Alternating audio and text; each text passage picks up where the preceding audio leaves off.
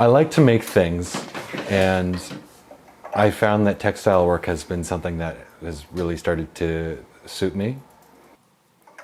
And repurposing old textiles and taking things and turning them into things that they aren't supposed to be, I guess.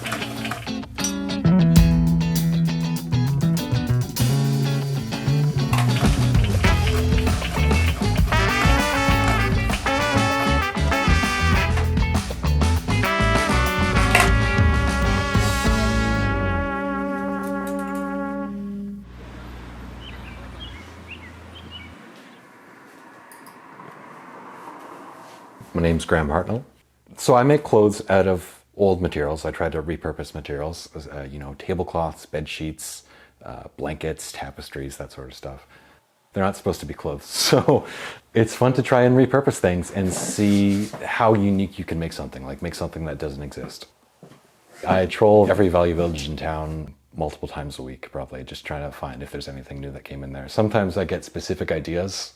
If I've got a good idea, then I try to find exactly what I'm looking for, just to kind of see a vision through, I guess. Originally, it was just for me. I wanted to have some unique pieces in my wardrobe. I like the kind of stuff that you could find at vintage stores and by really hunting for things. I also wanted to have things that no one else could possibly have. So I had seen on Instagram or TikTok or somewhere that, I had seen some people make things out of old blankets, and I thought that would be a really fun thing to do. That's a good way to get something entirely unique to me. The materials I try to find are things that are a nicer quality, which you typically get from the vintage stuff. Like you find an old bed sheet and hopefully it's going to be entirely cotton. It's not as fun to work with things that are poly and all that. Different materials, I think, suit themselves to different styles of clothing. There's the woven blankets, which are the most intricate, I would say, and obviously those suit themselves more to jackets, same with wool blankets as well. It's a lot of just staring at fabric and trying to think of, like, what does this feel like, and what would accent this well, and what would make this something that's really unique to wear, I guess.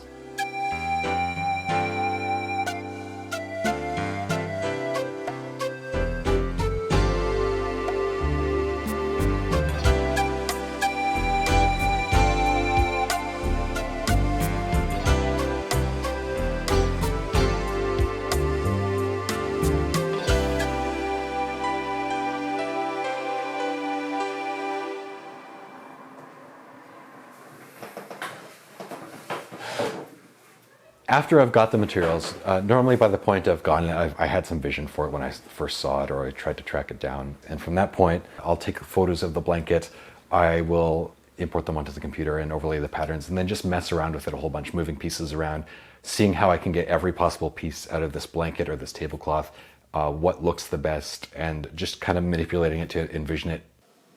Some of the things I work with, I have to hand dye fabrics, for example. Some of the jackets, I couldn't find a denim in the color that I wanted, so I end up dyeing it myself. So I figure out all the specifics of what I need to do there. I'll dye some of the materials, and then I cut out from the main blanket that I'm working with.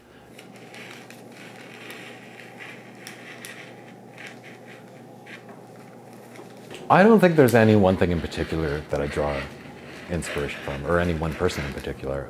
But I do like making things that have more of a vintage vibe to them, like things that are more cropped or things that have very large collars. I taught myself how to sew, and I started making things, seeing what you could do with materials, teaching myself about textiles. It took me years, and I'm still learning, and I'm teaching myself new techniques. I think the jacket that I'm the most proud of is the one, I said it was called Autumn Reflections, which was just the name that was written on the blanket, which was another woven tapestry blanket. And that one, I think, turned out the closest to the vision that I had for it. It was the most fun to work on. I had to dye, I'd use multiple colors of fabric to dye it. I dyed both the ribbing and the denim that I used for the sleeves. And just in terms of the color scheme, I think it's the most suited to me, because I've wanted to keep that jacket. Every time I look back at it, I contemplate whether I should be selling it or not.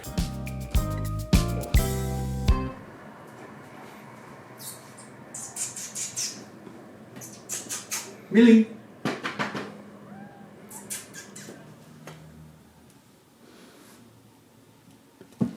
I am traditionally a graphic designer. Past work that I've done with graphic design, I would say, has kind of informed it a little bit in that the way that I've always done design is by throwing a bunch of things at the wall to see what sticks. And then from there, you kind of refine it. And that's the approach that I've got to clothing, I guess, too, is that I've got a whole pile of probably over 100 different textiles now that I'm just sitting on until I think the right thing comes along. Every so often I'll have a new fabric that had come along that I hadn't used the last time that I had tried to experiment with it. And suddenly it makes the entire piece work, and I know what to make out of it now.